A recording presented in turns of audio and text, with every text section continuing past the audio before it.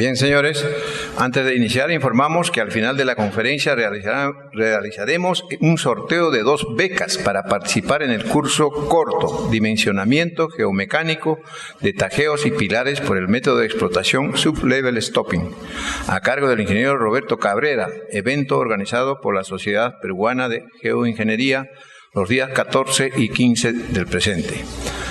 Ahora sí, presentamos a nuestro expositor, al doctor José Francisco Valdeón Ríos. Él es abogado por la Facultad de Derecho y Ciencia Política de la Universidad Nacional de San Marcos, con estudios de maestría en Derecho Civil y Comercial en la misma universidad. Director ejecutivo de la Fundación San Marcos para el Desarrollo de la Ciencia y la Cultura. Docente de Derecho de Minería y Energía y Administración Pública y Privada en la Facultad de Derecho y Ciencia Política de la Universidad Nacional Mayor de San Marcos. Asimismo, docente de Derecho Minero, Agrario y Ambiental en la Facultad de Derecho y Ciencia Política de la Universidad Nacional Federico Villarreal.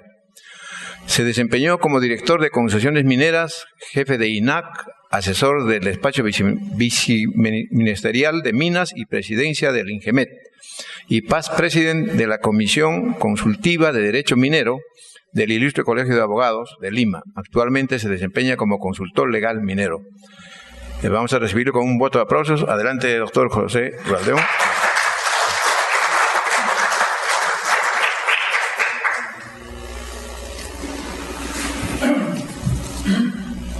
Tengan ustedes muy buenas noches. En principio, para expresar mi profundo agradecimiento al Instituto de Ingenieros de Minas del Perú, para dirigirme a ustedes a través de una temática que probablemente a ustedes les puede sorprender respecto a la necesidad de una ley de minería. Y no se sientan tan sorprendidos porque, como luego vamos a ver en la presentación misma, ya hay un pronunciamiento oficial, por lo menos que se ha dado publicidad el 1 de junio a través de unas declaraciones de la actual ministra de Energía y Minas sobre la posible modificación de la ley de minería. Entonces vamos a tratar efectivamente sobre este tema. Pero antes resulta necesario ver cuál es el contexto en el cual estamos viviendo o lo que se viene ejerciendo la actividad minera. ¿Qué instrumentos de gestión institucional cuenta el Estado peruano, el Ministerio de Energía y Minas, para definir una política nacional minera? Debo decirle, no es que yo peque pesimista, pero a la fecha no existe una política nacional minera. Desde que se promulgó la ley de minería en junio del año 1981 por decreto legislativo 109 y 10 años después se modificó por decreto legislativo 708, denominada la Ley de Promoción de Inversiones en el Sector Minero, no ha habido ninguna política nacional minera. Es decir, al típico y puro pragmatismo político, es decir, lo que Mario Bunge en su filosofía política dice Mario Bunge, que efectivamente con un piloto automático. O sea, hemos estado haciendo desde un punto de vista práctico de lo que consideramos que es necesario. Hemos estado actuando de bomberos posiblemente en varios temas como Estado. Entonces no ha habido una adecuada planificación, un adecuado planeamiento, considerando además también que en el año 1992 se desarticuló el Instituto Nacional de Planificación. Entonces, en la práctica, en todo este tiempo pudo ser el Perú un mayor imán o mayor atractivo en las inversiones, pero las cosas no se han hecho planificadamente o planificadamente. Lo único que tenemos, y les invito, ingresen ustedes a la página web del Ministerio de Energía y Minas, van a encontrar 5 o 6 puntos sobre lineamientos generales que establece el Viceministerio de Minas, pero no hay mayor desarrollo. Entonces, eso es realmente lamentable de señalarlo, pero frente a eso busquemos algunas alternativas y algunos instrumentos de gestión de política del Estado como tal. Y en efecto, felizmente tenemos algo. Y el CEPLAN, en el año 2001 y al 2010, elaboró el famoso Plan Bicentenario, el Perú hacia el 2021. En ese plan, efectivamente, y como todo plan, como toda política de Estado, el ser humano, la persona humana, es el centro de todas las decisiones. Y en efecto, siendo el ser humano el centro de todas las decisiones y todas las políticas gubernamentales o las políticas del Estado en general, el ser humano requiere consumir directa o indirectamente de recursos minerales. Y el mismo CEPLAN, en la página 22 del documento, señala que una de las, hacia el 2021, que no falta mucho, ni 7 años falta para el 2021, es que la industria minera debe ser el gran soporte de la economía del país. Ese es el escenario. Entonces, pero mientras tanto, como Ministerio de Energía y Minas no hay instrumentos respectivos. Entonces, ¿de qué modificaciones legislativas podríamos hablar? Porque en cierto modo una modificación legislativa tiene contenidos. Hay una orientación determinada. Es cierto, alguien podría decir, pero tenemos la Constitución política, sí es cierto.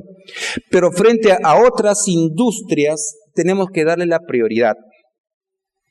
Tenemos que definir una política de Estado en pro de la minería, considerando que la actividad minera es el motor del desarrollo del país. Es una actividad, la actividad minera es la parte medular de la economía del país. Señores, y hemos experimentado en la década del 80 con la nefasta experiencia y negativa, y que todos sancionamos y que todos rechazamos, la violencia política que ocurrió en la década del 80. ¿Cuántos grandes empresarios murieron? Yo recuerdo la figura de don David Bayón Vera. Lo asesinaron. Muchos empresarios, el señor Mauricio Hochschild, muchos empresarios mineros fueron asesinados.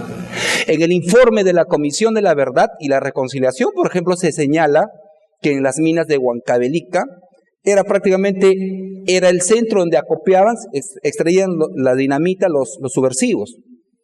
Entonces hubo demasiada violencia política, y eso ¿qué generó? Una paralización en la economía del país.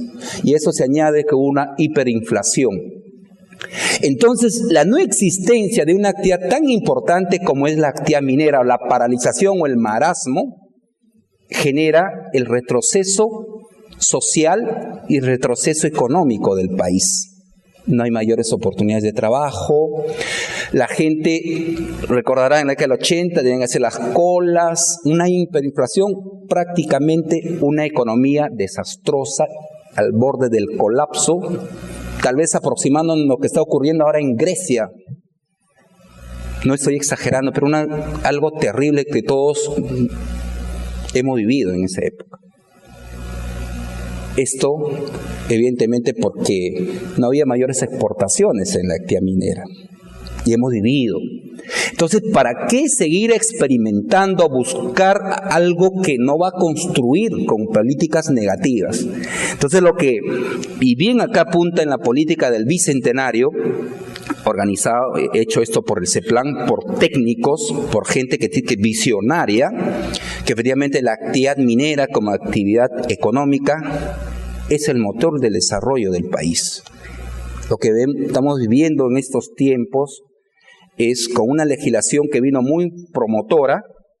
Entonces el Perú se convirtió en un boom minero, como importante distrito minero en el mundo, también por su configuración geológica, porque todos los recursos minerales encontramos en el país. Pero eso tiene una posición política, tiene que estar acompañada con su legislación respectiva. Acá no ha habido una política nacional minera. Existe una política desde el punto de vista de la electricidad, del consumo de lo que es energético, etcétera. Pero una política minera no existe. Existirán probablemente pinceladas, pero no existen. No sabemos a dónde caminamos. No percibimos un norte, un derrotero. Estamos al azar, a la deriva, como si estuviésemos en un barco en el mar. Entonces es urgente determinar efectivamente una política nacional minera que establezca la urgente y la necesidad de implementar esas políticas efectivamente a través de una legislación adecuada para seguir cautelando lo que es las inversiones mineras en el Perú. En el plan del Bicentenario del Centro Nacional de Planeamiento Estratégico del CEPLAN, señale, esta es la visión de la minería al 2021. Sigue teniendo inmensa importancia la minería. De acuerdo al Consejo Nacional de la Visión, ustedes ven en la filmina, también de acuerdo a la misma comisión del CEPLAN, la minería sigue siendo muy importante. Luego, respecto a un plan nacional de exportador, efectivamente la joyería y la orfebrería para el tema de los metales preciosos sigue siendo importante porque va a generar también oportunidades laborales. Entonces, la proyección hacia la minería hacia el 2021 con motivo del bicentenario es una visión efectivamente que señala que debemos fortalecer la actividad minera, entonces hay que desarrollar planes programáticos sectoriales, y esos planes sectoriales, desde mi punto de vista, debe ser como una política de Estado, que es la importancia de la actividad minera. Esto, por ejemplo, es la continuación de lo que es, en lo que viene, lo que es en grado de importancia de las demás actividades. Y esto es lo que atrajo en esta filmina, lo que atrajo las inversiones mineras en el Perú, inversiones de capitales en el año 2009. Fíjese, porcentualmente llega al 21,04%, comparando con las otras industrias, efectivamente lidera. Esto es estadística del año 2009, que fue tomada de Proinversión y que nosotros lo hemos tomado de lo que es del CEPLAN. En el CEPLAN también se habla de dos situaciones. Una situación de conflictos sociales y gobernabilidad en un escenario normal y un escenario pesimista. En un escenario normal, y eso es constante, existirá la conflictividad respecto al aprovechamiento del recurso mineral. Pero lo que se quiere como capacidad de respuesta es debemos tener un Estado institucionalizado. ¿Qué queremos decir? Y voy a citar para el caso al mismo Bunge en su filosofía política. Bunge dice que cuando un Estado es institucionalizado, en la medida que haya unas políticas adecuadas, y nuestros políticos, además también que haya una moral, que hayan valores éticos y una legislación adecuada que responda a la realidad.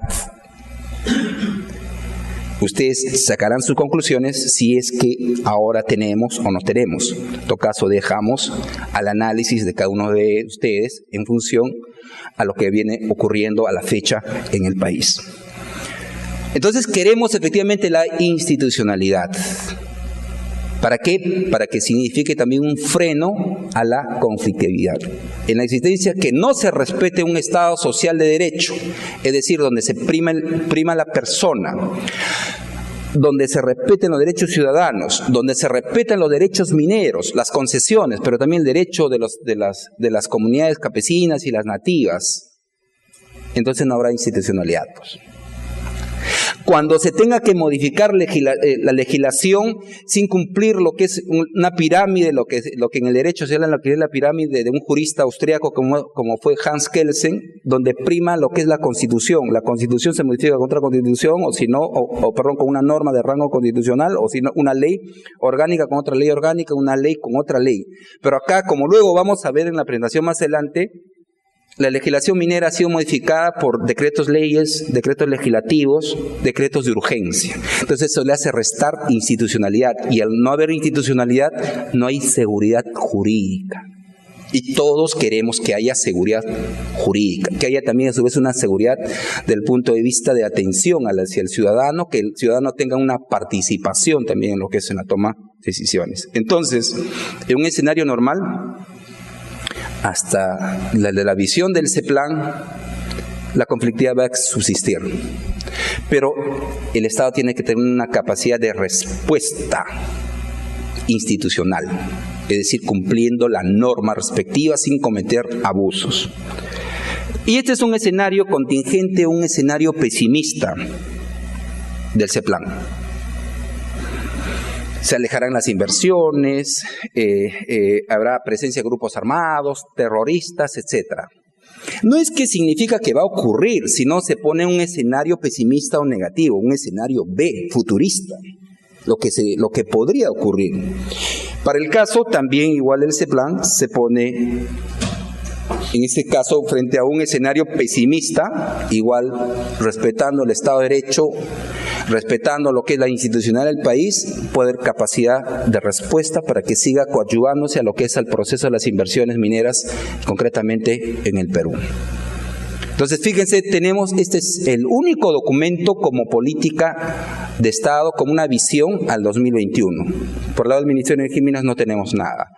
Pero tenemos otra gran política de Estado, como es la Política Nacional del Ambiente. Pero se describe en la Política Nacional del Ambiente en un sentido muy negativo, la Política Nacional del Ambiente que se aprobó el año 2009. ¿Qué es lo que dice la Política Nacional del Ambiente? Dice que la actividad minera genera conflictividad. O sea, empieza un análisis desde un punto de vista negativo. Y cuando se elabora la Política Nacional del Ambiente, no hubo mayor participación de los sectores productivos del sector minero. Urge revisar también la Política Nacional del Ambiente y que el sector minero y los sectores de hidrocarburos, los sectores que se dedican a la explotación de los recursos naturales, que efectivamente tengan una mayor participación. Ese es el escenario. Y ahora veamos, la pregunta es, primero la realidad social, la realidad económica, y después viene la norma, o primero la norma, la realidad social, después regula la realidad social y el aspecto económico. No, en realidad, en verdad, eso todos los teóricos en derecho y en economía también se ha establecido de que primero efectivamente existe la realidad social, los procesos o las relaciones económicas existen. Entonces el derecho viene a ser únicamente la forma, como luego vamos a ver adelante. Entonces, el decreto legislativo 109 de la Ley General de Minería de junio del año 1981, que se dio en el gobierno del arquitecto Belaunde, reguló muy detalladamente la actividad minera. Luego se realiza 10 años después, como decía hace un momento, mediante el decreto legislativo 708, la Ley de Promoción de Inversiones en el sector minero, se realiza modificaciones sustantivas a la Ley General de Minería. Fruto de esa modificación viene una síntesis, lo que es el texto único ordenado de la Ley General de Minería. Pero cuando se aprueba mediante decreto supremo el 014-92, estaba vigente la Constitución de 1979, donde no exigía, como condición para el aprovechamiento del recurso mineral, no exigía que tenía que tener la condición de ley orgánica, como establece actualmente el artículo 66 de la Constitución del 93. Entonces, ¿qué ocurrió? Ocurrió una oposición por oposición de los grupos radicales y los grupos antimineros, las ONGs, que dijeron que los títulos mineros no son constitucionales. Entonces hubo la necesidad del año 1996 de aprobarse la ley 26821, la ley que reguló o la ley que desarrolló el artículo 66 de la Constitución, la Ley Orgánica de Aprovechamiento Sostenible de los Recursos Naturales. Y en la disposición transitoria de esa ley se señaló, y esa ley ahora está vigente, de que le da plena validez al texto único ordenado de la Ley General de Minería, aprobada por Decreto Supremo 014-92-EM. Es decir, a partir de ese momento le damos seguridad jurídica, porque conversaba una ley orgánica, o sea, se le dio la ponderación, la condición de ley orgánica al texto único ordenado de la Ley General de Minería y conversaba con el artículo 66 de la Constitución. A partir de ese momento ya no hubo mayores cuestionamientos, es decir, se dio lo que es la institucionalidad. Y efectivamente vinieron un día más, el año 95, recuerdo que se presentaron en un momento, un día determinado, 5.000 petitorios. Se generó un gran dinamismo por la seguridad jurídica que ofrecía el país. Efectivamente sigue ofreciendo, pero lo que pasa es que tenemos que hacer ciertas mejoras todavía aún. Entonces, en buena cuenta, actualmente, el texto único ordenado es variopinto. O sea, tiene diversos Se ha juntado diversas modificaciones, se ha realizado diversas modificaciones, el hecho de perder sistematicidad, organicidad, unidad al texto único ordenado a la Ley General de Minería con diversas normativas posteriores que se han aprobado. Como decía hacia el inicio, mediante leyes, decreto de urgencia, decretos legislativos. Y ustedes ven acá en la presentación, en la parte media, ven un pequeño agujero cuando se juntan los lápices de colores. Esos son los vacíos normativos que existen. Se ha intentado llenar con leyes, decretos legislativos, etc. Yo de una manera conservadora he buscado cuántas modificaciones legislativas se han añadido. Y estas las que he encontrado, por lo menos. Probablemente si me hubiese dedicado más tiempo, con mayor detalle, pero era suficiente para muestra un botón. Cuando se promulga el decreto el texto único ordenado a la Ley General de Minería del año 92, lo primero que sale es el decreto ley 25.998. Cuando hay una alteración en el ordenamiento jurídico al Estado de Derecho, cuando hay el autogolpe. Luego sale lo que es la ley 27.015, que regula la actividad minera en zonas urbanas o de expansión urbana. Por un fin político también, por el tema del Profam, para que todas las concesiones mineras que estaban en las grandes ciudades o próximas a las grandes ciudades, que tenían que la obligación de presentar el estudio de impacto ambiental, el estudio de impacto ambiental, ¿para qué? Para seguir manteniendo las concesiones, de sustancias metálicas, otorgar el plazo de 2 años, y las no metálicas 1 año. ¿Y por qué? Para un proyecto político, por el tema del Profam, darle propiedad o posesión a la gente que estaban en el anillo o en la parte periférica de las ciudades. Generó diversamente alteraciones en este tema. Luego su modificatoria, la 27.015. Entonces, aquí se ha modificado también el tema del régimen del pago del derecho de vigencia, las condiciones de pequeño productor minero en cuanto a extensiones con leyes posteriores. Y en algunos casos, por ejemplo, la ley de la pequeña minería y la minería artesanal, tiene una votación de 88 congresistas del número legal, que son 130. Entonces, más o menos cumple la condición de casi como ley orgánica. Pero en muchos casos no se han dado a través de una ley con una mayoría calificada en cuanto a las votaciones, sino se fueron también por el facilismo, lo que es los decretos legislativos. El 868, que modificó el tema de lo que es el derecho de vigencia, el 913, el 1010, 1054, lo último en ese gobierno, el decreto legislativo 1100 y el 1105, que por cierto son temas muy delicados y el sector, por más que esté referido a lo que es el 1100, a la minería informal, pero acá se apreció algo muy grave. Mucha gente que tiene concesiones en la zona de Madre de Dios, con el 1100 se le está restringiendo el ejercicio de su concesión minera. Es decir, antes de que se definiera como una zonificación ecológica económica, de acuerdo a unos procedimientos, por ley, de acuerdo al 1100, se ha dicho ya, esta zona es minera y esta zona no es minera. ¿Se imaginan que eso hicieran en otro punto del país donde existe la gran minería o la mediana minería?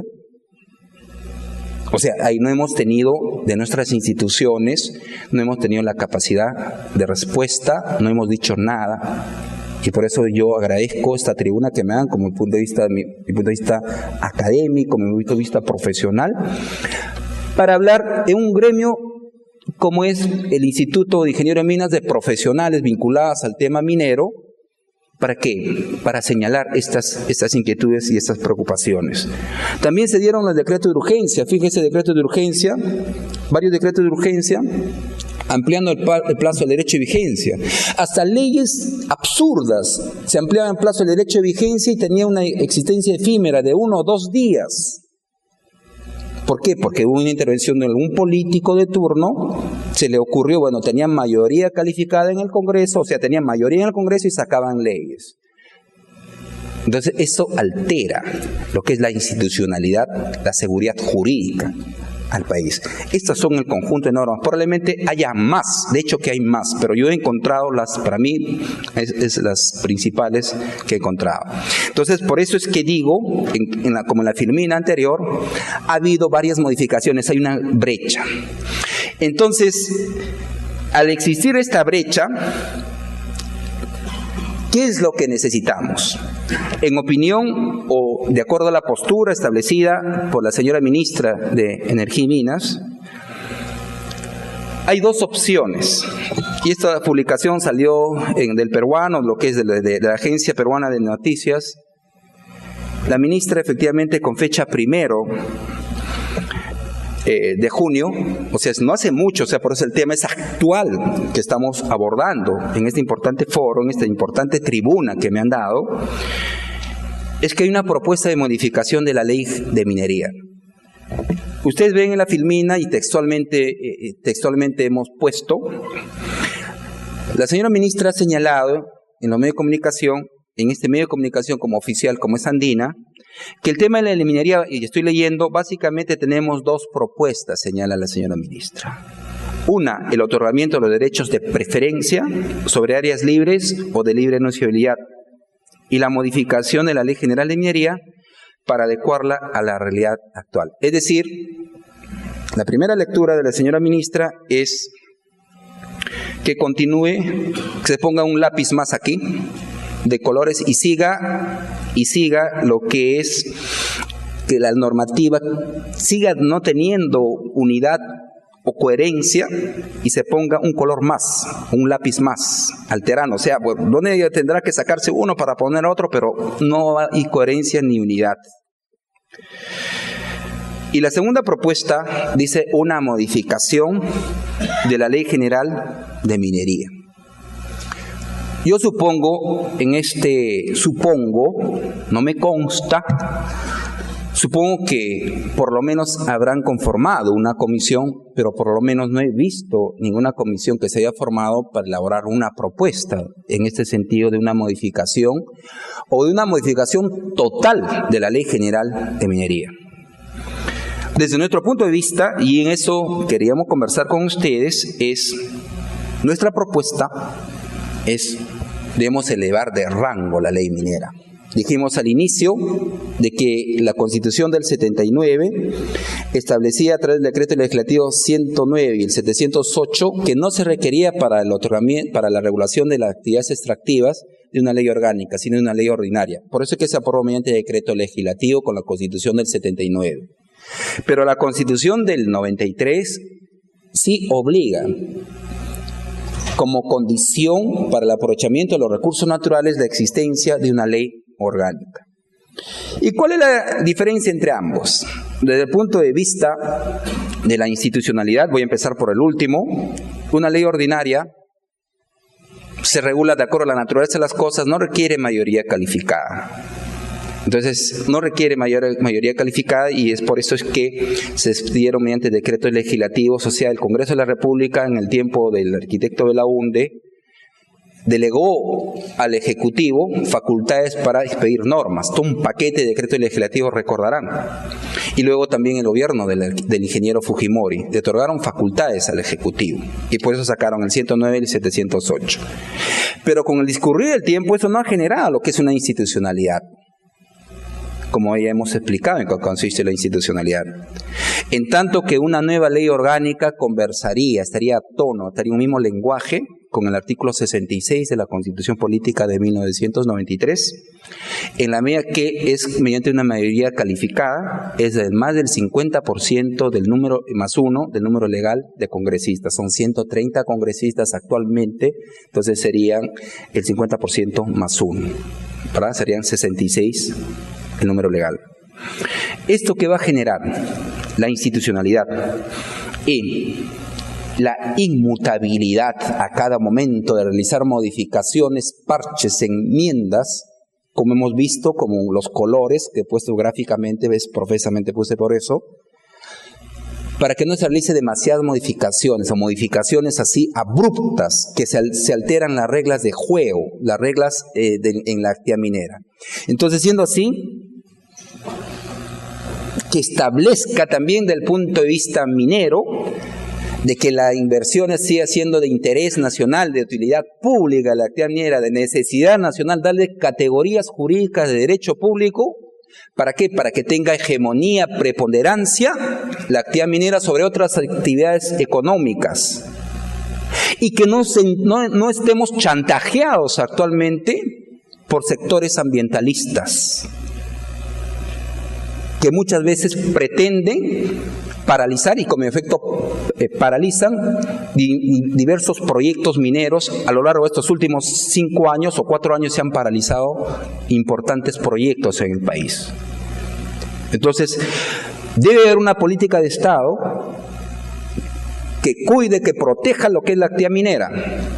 Como fíjese en la Constitución de 1979, en el artículo 122 decía, la única Constitución que rigió en el Perú que se refería a la minería decía que el Estado promueve y protege la pequeña minería, la mediana minería y promueve la gran minería. Y acá voy a referirme, el actual mandatario, regresemos al 28 de julio del año 2011, juramentó por la Constitución del 79. ¿Qué es lo que está ocurriendo con la actividad minera? No hay mayor apoyo. ¿Por qué? Porque su discurso como candidato fue distinto, no fue en pro de la minería. El 24 de junio hace sus declaraciones en Chanchamayo en contra de la minería. ¿Por qué? Para quedar bien con la gente del agro. Entonces lo que en realidad estamos practicando en el Perú es la política del tutti frutti. Diversos sabores, o sea, un licuado de todo. Y damos gusto a medio mundo. Y que entonces ya es el momento de que se defina a la minería como una política de Estado. Por eso tiene que haber una política minera que defina ese rumbo. Siempre vemos como referente a Chile. En Chile hay un Ministerio de Minería y punto, y está definida la actividad minera como tal, como prima la actividad minera. Y es el soporte de la economía chilena. En el caso nuestro también es el soporte de nuestra economía. Pero quedamos como el papá que parece un tío, quiere quedar bien con todos los hijos y al final los malcría. Después uno ya no te deja te cierra la puerta y ya no te deja entrar ni a tu casa. Eso es lo que está ocurriendo, por ejemplo, es lamentable con estos proyectos, por ejemplo, en lo que es Tía María, lo que es también el tema de Conga, por estos grupos radicales, que se haya paralizado tan importantes proyectos que generan al final divisas con las exportaciones de los minerales para el país.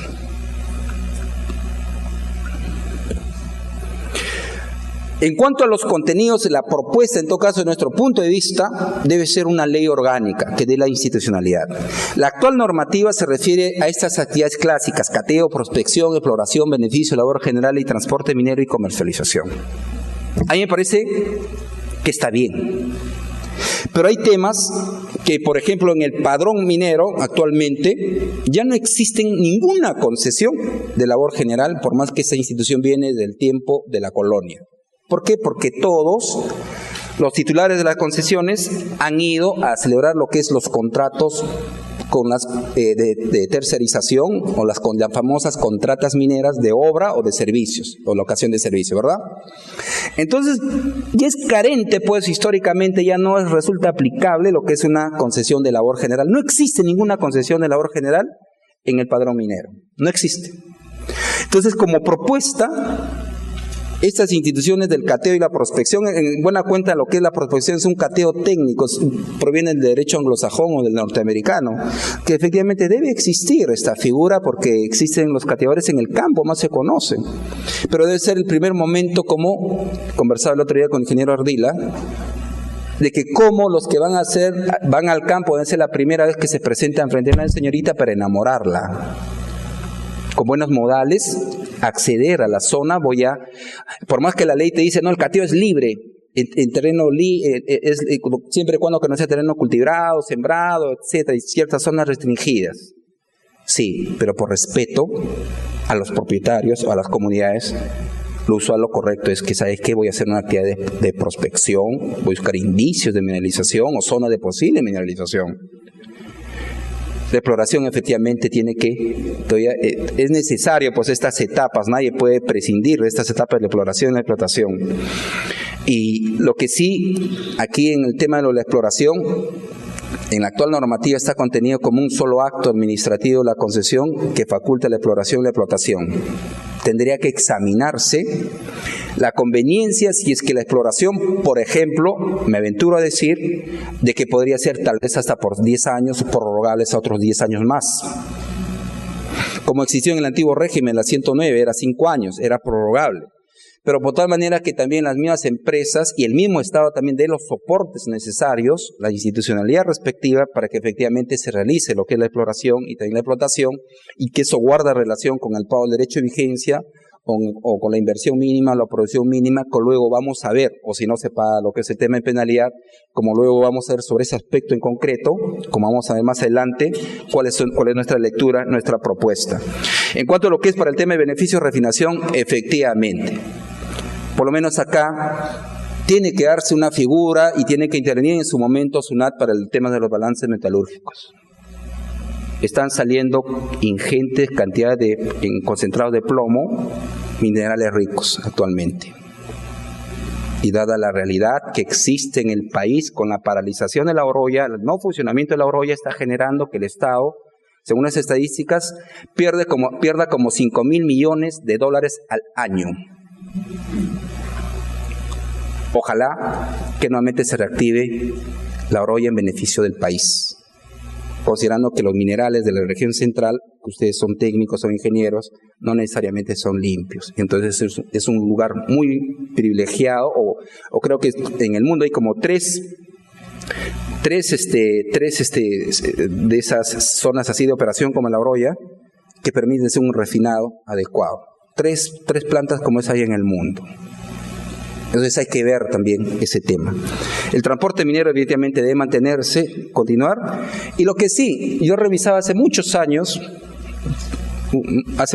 revisaba el tema de que los ingenieros enseñaban en los textos de que el cierre de operaciones debe ser una actividad. Pero ahora más lo están considerando como cierre de minas. O sea, yo tengo mi planta de beneficio no es una mina, pues yo puedo prestar servicios a terceros, pero no es una mina.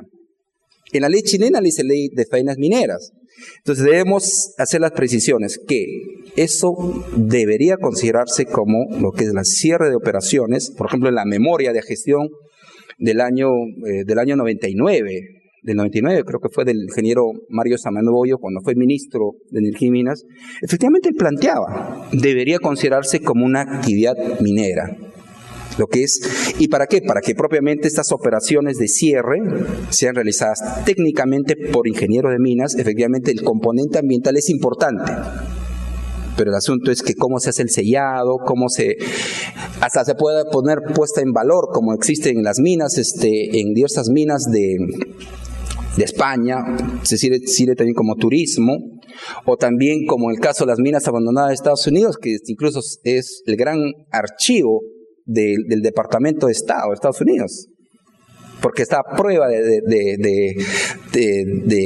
ácaros, etcétera. Entonces, para que tenga un buen archivo, o sea, hay formas como se puede dar valor. Y la comercialización definitivamente debe continuar. Faltó acá, la comercialización debe continuar. Yo quiero referirme muy brevemente sobre la comercialización. En la ley de minería, la ley general de minería, la 18880, decía de que el Estado tenía una hegemonía o tenía el monopolio en la comercialización, como sabemos, a través de Minero Perú Comercial, el caso del oro y la plata, el Banco Minero. Y de ese sistema hemos cambiado a un liberalismo total, o sea, la comercialización es libre. En derecho, en el mundo del derecho se pregunta, pero hay una materia que se lleva en toda la facultad de derecho, se llama derecho comercial. ¿Por qué no es regulado la comercialización de minerales en el derecho comercial? O sea, porque no puede haber una legislación especial para el tema de la comercialización de comestibles, etcétera. Entonces, en el derecho minero existe esa singularidad sobre la comercialización. ¿Y cuál es la importancia? Sea cual fuera el sistema económico, o sea, ya no hay por lo menos un dirigismo contractual, ya no interviene el Estado, ni en la misma Rusia no interviene, porque hay sistema de concesiones inclusive. Rusia, por lo cual, es el mayor comprador de oro actualmente en el mundo, conjuntamente con todos los BRICS, ¿no? En cuanto, entonces hay una comercialización libre, igual, con eso se da seguridad jurídica para que pueda disponer libremente la síntesis de todo su trabajo, de lo que es la producción minera, a través de la comercialización. Entonces, pienso, el tema de la comercialización debe seguir manteniéndose en una futura legislación minera, porque así le da las seguridades jurídicas al Estado mismo, si es que interviene el particular en la comercialización, del mismo modo. Aquí sí, esta es una propuesta nuestra que evidentemente no, les voy a ser honesto, no es que yo haya descubierto la pólvora o yo haya descubierto la rueda, sino simplemente, como siempre digo a mis alumnos y cuando tengo la oportunidad de participar en un seminario, todo está escrito, todo existe, la historia nos enseña.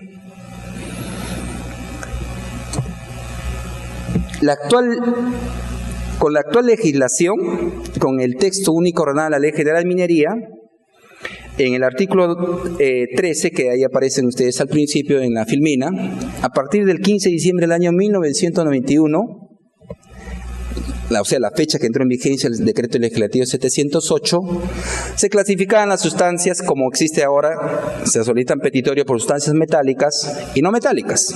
O sea, un sistema dual. Se puede cambiar cuantas veces se quiera, no hay límite para cambiar. Solamente el límite será del punto de vista técnico. Existen entonces sustancias metálicas y no metálicas, ¿verdad? ¿Cuál es nuestra propuesta? Y eso recogemos una síntesis de la historia. Y encontramos eso en el Código de Minería de 1900 de López de Romaña, que entró en vigencia el 1 de enero de 1901, con el Código de Minería de 1950, que se promulgó un 12 de mayo de 1950, Día de San Marcos, y también Día de la Minería Peruana, que se instituyó.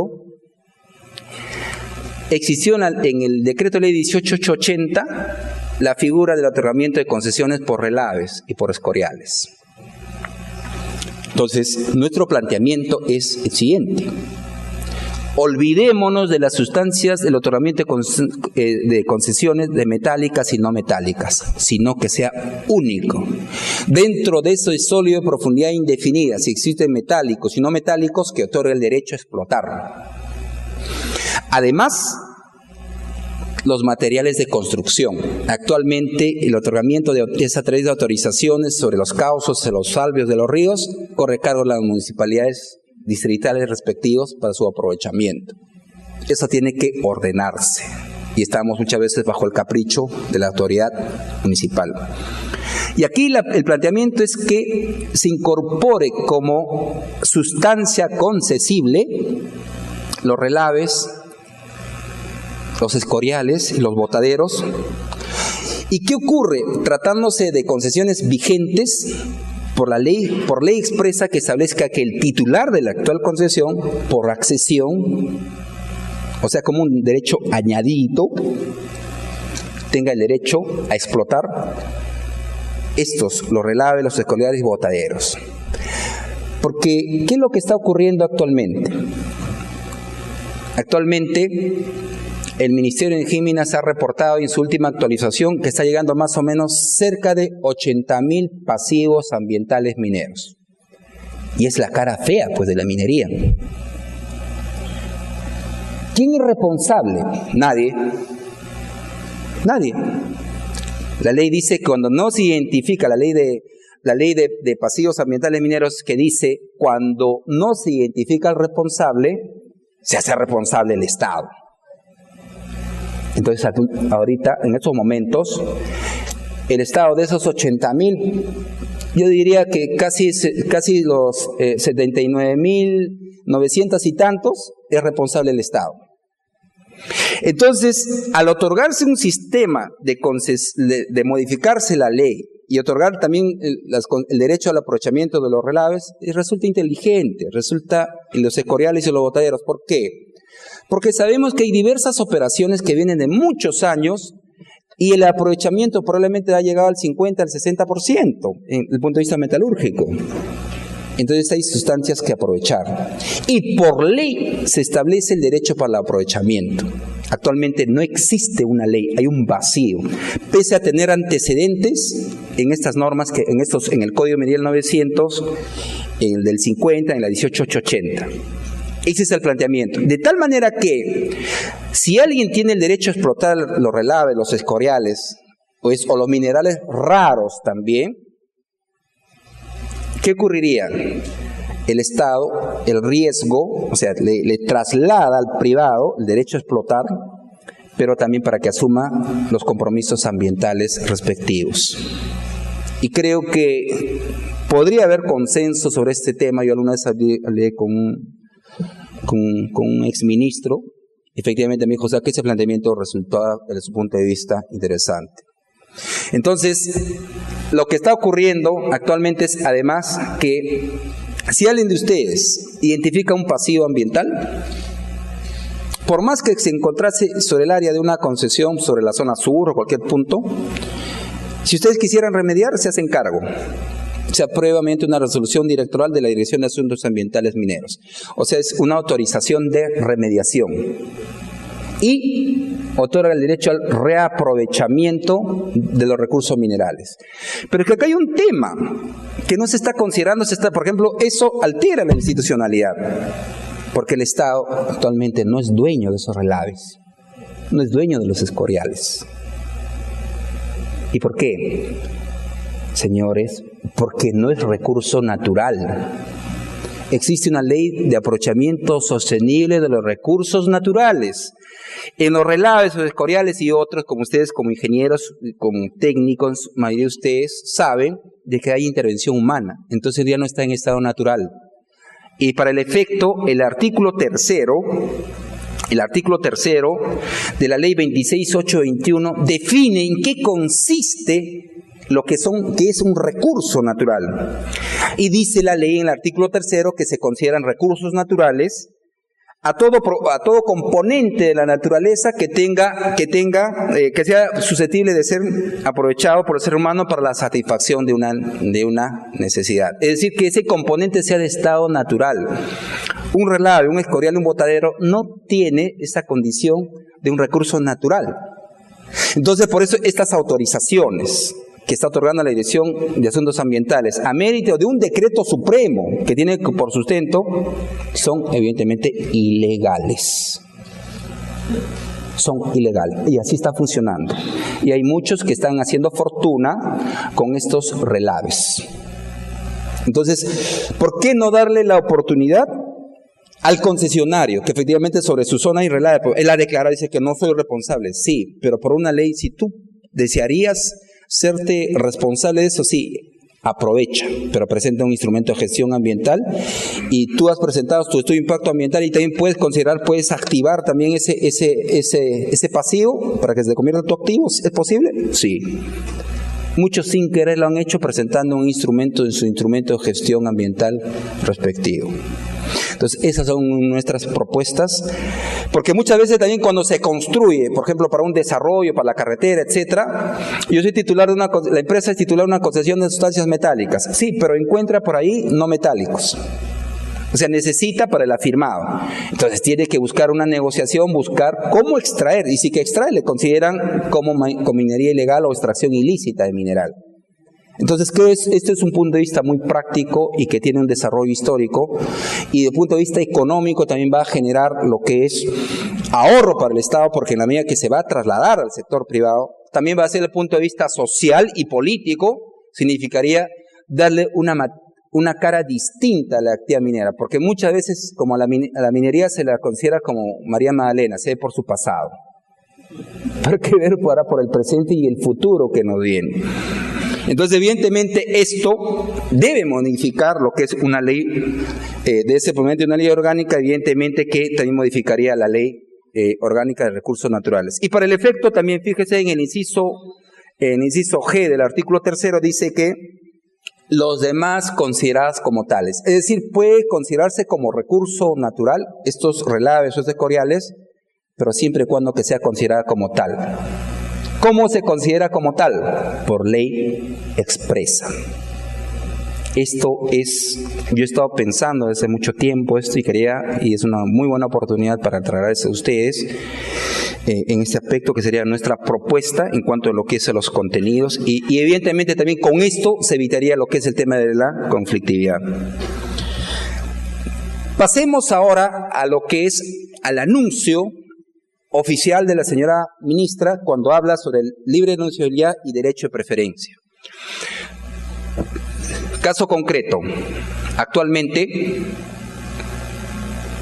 sobre el corredor minero o el llamado que es un polígono mediante decreto legislativo 1100 en la zona de Madre de Dios, únicamente se realiza la actividad. Pero muchos de esos concesionarios por las acciones no han pagado su vigencia, su penalidad, hayan tenido plata, no hayan tenido dinero, qué sé yo, pero el hecho objetivo es que no han pagado la vigencia ni la penalidad, entonces por tanto se ha declarado la caducidad de los derechos mineros. La autoridad, no hay ninguna prohibición conforme al decreto legislativo 1100 para publicar la libre enunciabilidad. Pero hasta el momento IGEMET no lo ha hecho. Simplemente por una decisión política. Toda decisión política tiene que estar acompañada con un sustento legal. Eso es fundamental. Entonces, ha ocurrido eso. Entonces, he estado razonando y muchos derechos mineros también sobre el país no se han publicado la libre enunciabilidad. Son muy pocos. Estoy viendo los listados del mes de junio, sobre todo la gran cantidad que era para el primer día útil del 2015. Luego vino el mes de mayo, junio, no había mayores derechos para formular la libre enunciabilidad. Es posible que la señora ministra esté refiriéndose a eso, o sea, darle un derecho de preferencia. Pero el derecho de darle un derecho de preferencia significaría definir el estatus económico o la posición económica o técnica que tenga el que nuevo que va a formular un petitorio. Pero esto no sería mediante decreto legislativo ni mediante decreto supremo. De nuestro punto de vista debe ser mediante una ley orgánica. Pero significaría además un nuevo parche. Entonces con eso no se le soluciona el problema. Se alteran las reglas de juego. Muchos inversionistas están a la espera de la publicación de libre enunciabilidad. O tal vez la otra lectura, o sea, buscando los supuestos como para analizar, porque no hay ningún proyecto, no hay nada. La ley 26.821, en su artículo 18, habla que las comunidades campesinas y nativas tienen preferencia en el aprovechamiento sostenible. Tienen preferencia.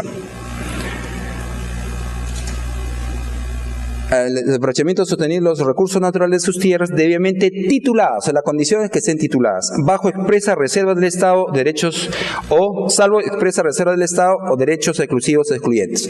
En verdad no hay ninguna reserva del Estado, lo que sí el Estado tiene un dominio eminente o eminencial sobre los recursos naturales. Entonces, como tal, las comunidades también, bajo el sistema de concesiones, tendrían que formular un petitorio, pero eso no les daría un derecho sustantivo, es una gran preferencia, o sea que una avalancha de formulación de petitorios de comunidades tienen preferencia respecto a las compañías mineras. No. Eso no se puede interpretar de esa manera. Entonces, para que haya un sustento integral a solucionar esta inquietud, de mi punto de vista no debe ser con unas enmiendas, con unas modificaciones al texto único ordenado de la Ley General de Minería, sino debe ser, todo esto tiene que estar desarrollado, contemplado en una nueva ley orgánica de minería. Y que también, evidentemente, si yo formulo un petitorio y encuentro luego sobre esa zona escombros, qué sé yo, no me hago responsable. Sí, pues no te haces responsable porque no generaste. Pero ahí también en la práctica genera la discusión en ese caso. ¿A quién le pertenece? ¿A la comunidad campesina?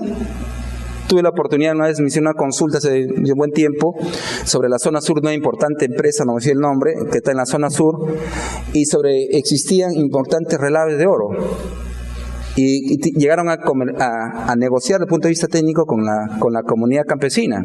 Pero no de la comunidad no es, pues. Del Estado tampoco. ¿De quién es? Haciendo una investigación de quién extrajo, es lógico.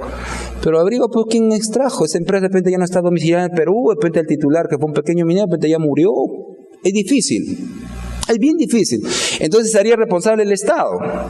Sí, para la remediación. Pero el Estado no ejerce el dominio, la propiedad radical de esos relaves, de esos escoriales. en el actual sistema, no, en la actual normativa. Entonces, para el cual, si yo formulo un nuevo petitorio, entonces que mira, ¿sabe qué, señor? Hay relaves. Usted también tiene el derecho a explotar esos relaves. O sea, tiene que estudiarse, tiene que regularse. ¿Para qué? Para que nos miren a los mineros de una manera más decente por parte de las comunidades, etcétera, que no nos vean pues por un pasado que no existía una legislación adecuada sobre este tema. No existía legislación adecuada. Probablemente los autores del Código de Minería de 1900, el del Código de Minería del 50 y de 1880 pensaron que efectivamente el punto de vista práctico era extraer todas las sustancias.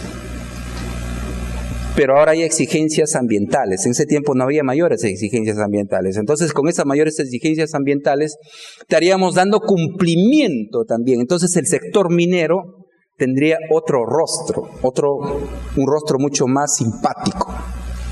Y no respecto a estos 80,000 pasivos ambientales que ha reportado, y están en las cifras en la página web del Ministerio de Energía y Minas. Y van creciendo las cifras. Acá hay un aspecto que nos permitimos como aporte señalar. El actual texto único ordenado a la Ley General de Minería que viene, esto es con la modificación a través del decreto legislativo 708, dice: desde la formulación de la solicitud de concesión del petitorio de exploración y explotación, se pagará por las áreas por adelantado, ¿cierto?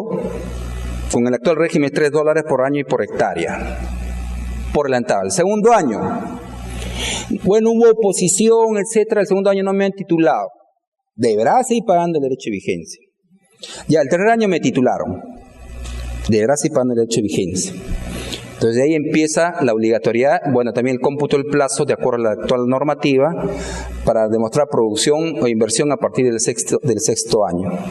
Producción o inversión. Y si no demuestra producción o inversión, viene lo que es la penalidad. Otra obligación más. Sí, pero ocurre que por la conflictividad social, por los antimineros, o por gente que me han frustrado un proyecto, las comunidades asusadas por algunas ONGs antimineras, no puedo explotar, pero yo sigo pagando como titular de la concesión. La empresa minera sigue pagando y el 75% va a la municipalidad distrital respectiva, el 20% va a Ingemet y el 5% va al Ministerio de Energía y Minas. Entonces, en la práctica, yo estoy pagando como derecho de vigencia o como penalidad, aun cuando no produzco. No estoy produciendo, no me dejan, pero debo seguir pagando. A mí me parece que es una arbitrariedad, me parece que es algo injusto. Entonces, el sistema no está funcionando. Este sistema, en todo caso, del pago de derecho y vigencia y penalidad, de mi punto de vista, debe modificarse. Debe modificarse necesariamente. No es suficiente que debe modificarse, sino cuál es nuestra propuesta. Y en eso me sustento, tengo por sustento legal en la ley 26.821, la ley orgánica de aprovechamiento de recursos naturales. Esta ley es bien importante porque define de que para el otorgamiento del derecho de explotación de los recursos naturales se dan bajo tres condiciones, bajo tres supuestos: condiciones económicas, desde el punto de vista de condiciones ambientales y condiciones sociales, o sea, gastos económicos, para temas ambientales y temas sociales. Del primero, podríamos llegar a pensar que es únicamente el derecho de vigencia y la penalidad. Eso es como condición. Desde el punto de vista ambiental, las garantías ambientales, etcétera, que es otro tema que luego más adelante veremos, es otro tema. Las garantías ambientales o los gastos bajo el principio de internalización de costos que realizan los interesados, los titulares de las concesiones, para explotar el recurso, para las condiciones, los gastos que necesariamente tiene que incurrir el titular. Luego, los compromisos desde el punto de vista social, los gastos desde el punto de vista social. Entonces lo que queremos, no sé si es el tiempo es oro. Yo le agradecería, si me da 5 minutos, por favor. Entonces, el artículo 20 dice, conceptualiza lo que es, con esta ley del año 1996, se puede entender qué es el derecho de vigencia. Es la contraprestación por el aprovechamiento del recurso mineral, del recurso natural. Entonces, yo no aprovecho el recurso mineral, no me aprovecho el recurso mineral, pero yo sigo pagando. Entonces, urge revisar este sistema. Desde nuestro punto de vista, debería exigirse el pago de derecho de vigencia y también lo que es la penalidad, desde el momento de que por lo menos el Estado, de un carácter promotor, apruebe, después de aprobar el instrumento de gestión ambiental, apruebe la resolución respectiva, la autorización de inicio o reinicio de operaciones, o bien exploración o bien explotación, porque voy a extraer el recurso. Extraer el recurso es correcto, pero si hay conflictividad y no puedo ni acceder al área, definitivamente no es justo que se tenga que pagar. Entonces, una nueva ley debe considerar ese aspecto. En cuanto a la jurisdicción minera, efectivamente voy a procurar ser mucho más sintético. Debemos fortalecer más al Ministerio de Energía y Minas. En la década del 60, del 50, 60, el 50 el Ministerio de Fomento, el 60 el Ministerio de Fomento, la década del 70 cuando se crea el Ministerio de Energía y Minas, tenía una presencia política muy importante y decisora en el país. Pero desde un tiempo esta parte ha perdido presencia. El otro día un decreto, para mí fue verdaderamente triste leer una fe de ratas respecto a una norma que había un error respecto al decreto supremo al 013-2015M sobre el tema de la regulación del combustible, de los hidrocarburos en Madre de Dios, y salió una fe de rata, salió de la PCM, no salió del Ministerio de Energía y Minas. Entonces, el Ministerio de Energía y Minas está quedando en segundo plano, siendo la actividad minera preponderante. Deben estar los mejores profesionales, los mejores remunerados y mayor capacidad deberían tener. Entonces, nuestra propuesta en una futura ley orgánica es, en todo caso, muy de frente a lo que es no al problema, sino a la propuesta. El Consejo de Minería debería ser elegido. La elección de los miembros del Consejo de Minería debe ser a través de un concurso público de oposición y méritos. En el anterior gobierno y en el anterior he conocido algunos vocales cuyo nombre no quiero decir, pero han ido a aprender al Ministerio de Energía y Minas. No sabían absolutamente nada, entonces por eso existía la demora en la toma de decisiones en el Consejo de Minería. Por lo menos este Consejo de Minería está mucho más dinámico y gente mucho más preparada. La Dirección General de Minería, y esta es una experiencia actual. Muchos de ustedes no han presentado su declaración no consolidada y de plano les multa. Sí, cuando haya cualquier multa, cualquier sanción, presupone que tiene que haber necesariamente 2 etapas bien definidas. Una instrucción y una decisión. Es decir, tiene que haber un procedimiento sancionador. Muchas operaciones mineras, por la falta de presentación de lo que es las garantías ambientales para el cierre de minas, han sido paralizadas. Pero no ha habido un procedimiento sancionador. Eso condice con el derecho de defensa a un debido procedimiento, al principio de legalidad. Entonces, eso tiene que modificarse. Los gobiernos regionales efectivamente tienen que fortalecerse mucho más e integrarles en esta ley orgánica como autoridad, porque ellos cómo aparecen de acuerdo a su ley orgánica de los gobiernos regionales y luego a mérito de una transferencia de competencias. INGEMET actualmente no tiene una ley orgánica y el mismo ministerio tampoco no tiene su ley orgánica. Viene del gobierno de Fujimori, un decreto ley del año 92. Entonces queremos construir la institucionalidad del país efectivamente con leyes serias, leyes formales, que lee todos los cerrojos necesarios y todas las seguridades frente al embate de otros grupos externos a la minería. En cuanto a los procedimientos mineros, tienen que estar definitivamente establecidos por ley, porque hay criterios discrecionales que va aplicando la autoridad minera. Tiene que estar muy claramente definida en esta ley las competencias en materia minera. Existe la figura, por ejemplo, presento una oposición y una comunidad me plantea una oposición, para no dorar el título. Y el ministerio, de acuerdo al artículo 9 de la ley de minería, dice que es distinto el dominio minero y el dominio del predio, el dominio civil. Entonces se pronuncia en ese sentido. O sea, y basta el Consejo de Minería, ¿no? De plano, no considerar, desde nuestro punto de vista, la oposición a un procedimiento determinado. No considerar, o sea, ver tampoco vulnerando ningún derecho. Y también para el efecto tendría que definirse qué interés. Luego también lo que ocurre, esto es de Ripley, se otorgan, se aprueba, por ejemplo, una UEA, una unidad económica administrativa, y hubo vicios en el procedimiento, y se plantea la nulidad dentro del plazo de un año. ¿Qué ocurre? La autoridad dice que no tiene competencia. Sí, pero la autoridad puede incluir y excluir derechos mineros en esa UEA. Entonces, por tanto, si está dentro del año, puede declarar la nulidad. Entonces, incluso ni quieren formar el cuadernillo. Entonces, todo este tema de cuándo concluye la competencia, de acuerdo al artículo 125 del actual texto único ordenado de la Ley General de Minería, dice, otorgado el título de concesión minera, concluye la concesión. Pero para los otros supuestos no está previsto. Entonces, hay una discrecionalidad. Y si se aplica una discrecionalidad de acuerdo a su real saber y entender a la autoridad, cuando hay discrecionalidad es sinónimo de una conducta antidemocrática. Pero cuando se cumple lo que establece la ley, efectivamente estamos dando muestras de institucionalidad en la actividad minera. El tema acá yo quiero resaltar, antes de que la señorita ya nuevamente insista, una modificación legislativa que ha surgido en la ley, en el Código Penal. Siempre hablábamos, y esto es el punto de vista académico de nosotros hablábamos, de que en materia minera no hay posesión.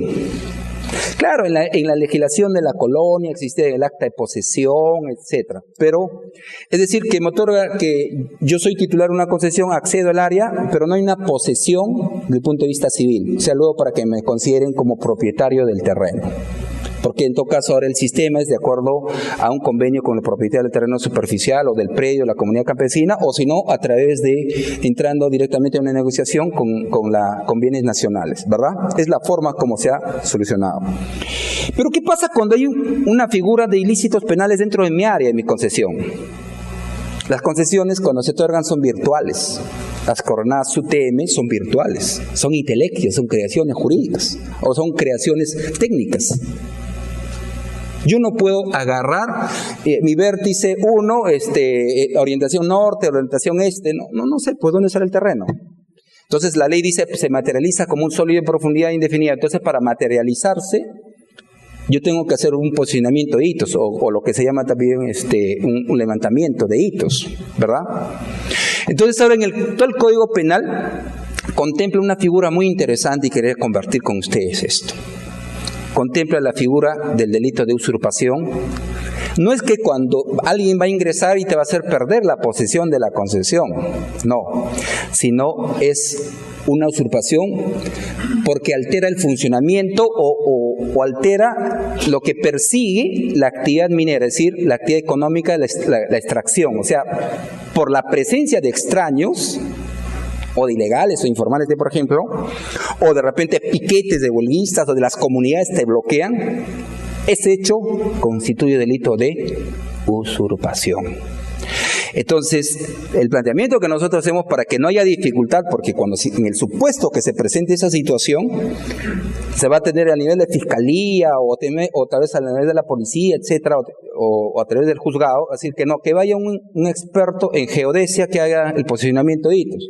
Pero antes de que suceda eso, nos planteamos que en una ley, para prevenir, que se defina un posicionamiento de hitos, de tal manera que nosotros ya sabemos de dónde a dónde es nuestra dineración, cuáles son nuestros límites. Y luego lo que planteamos también, debe haber un tema de prescripción y abandono respecto a los procedimientos sancionadores.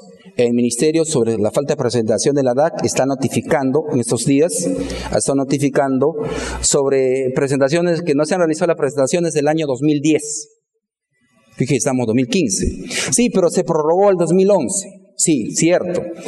Pero no estamos hablando de la situación de abandono de ese procedimiento iniciado. No hay la posibilidad. Estamos en una situación de indefensión. La ley del procedimiento administrativo general tampoco no contempla la figura del abandono a solicitud de parte. Entonces tampoco la ley del procedimiento habla de una prescripción, efectivamente que son 5 años. Pero en todo caso, señalemos pues que la autoridad también, no siempre nos va a tener en ascuas. no va a tener así tensos. Entonces lo que debe haber, lo que es la figura de la prescripción. El tema de los apercibimientos significa la posibilidad de aplicarte una sanción. Dice, si no presenta los carteles de publicación, se declarará el abandono. Eso está previsto por ley. Pero también otra clase de apercibimientos. Si presente usted su recurso con firma de abogado, bajo apercibimiento de tenerse por no presentado. Un momentito. Eso no está previsto en la ley. Entonces la ley tiene que, para dar seguridad y luego dar el derecho al debido procedimiento, a la doble instancia constitucional, de estar establecidos los apercibimientos respectivos. Y eso debe estar establecido muy claramente por ley. Y sobre el tema de contratos mineros, con eso ya culmino. Efectivamente, debe seguirse manteniendo, en la legislación que planteamos, debe seguir manteniéndose lo que es el contrato de transferencia. No hay contrato de compraventa porque el Estado ejerce un dominio eminente sobre los recursos naturales. El contrato de estabilidad jurídica. ¿Por qué pongo el contrato de estabilidad jurídica? Porque el contrato de estabilidad jurídica está en el texto único ordenado de la Ley General de Minería como disposiciones finales y transitorias. Pero un contrato de estabilidad jurídica que contemple no solamente temas tributarios o administrativos, sino también temas ambientales. Yo tengo mi contrato de estabilidad jurídica y me levantan la barrera de lo que es de los límites máximos permisibles, los estándares de calidad ambiental. ¿Qué ocurre? Viene luego, si no cumplo, viene el procedimiento sancionador a partir por parte de UEFA o del gobierno regional si soy pequeño minero o minero artesanal, ¿verdad? Entonces, la legislación minera, el derecho minero tiene que tener esa respuesta para defender a sus mineros, a la empresa minera. Entonces, considero que debe existir regulado como tal los contratos de estabilidad jurídica, el contrato de asociación minera igual, el contrato de hipoteca minera para darle de las debidas garantías respectivas para acceder a los créditos respectivos, y luego el contrato del joint venture o riesgo compartido, y fundamentalmente el titular de una actividad minera por tema de costos no siempre conduce sus operaciones, sino terceriza. Hay el outsourcing. Entonces, ¿por qué no poner en el artículo 37, inciso 11 de la actual ley minera, se habla de lo que es de las contratas? ¿Y por qué no pensar, siendo una realidad, porque eso le decía, el derecho regula la realidad existente, ¿por qué no considerar como un contrato típico minero el contrato de obra en minería y el contrato de locación de servicios de minería? Así también generaríamos dinamismo a las empresas contratistas que son registradas además ante la Dirección General de Minería. Entonces, en verdad, podríamos hablar de varios temas. En todo caso, lanzo mis propuestas a consideración de ustedes. Probablemente algunos no estén de acuerdo, el asunto es conversar, pero el asunto es también busquemos es que la minería siga coadyuvando al desarrollo del país. Y efectivamente, sin minería no hay país. Muchas gracias por su atención.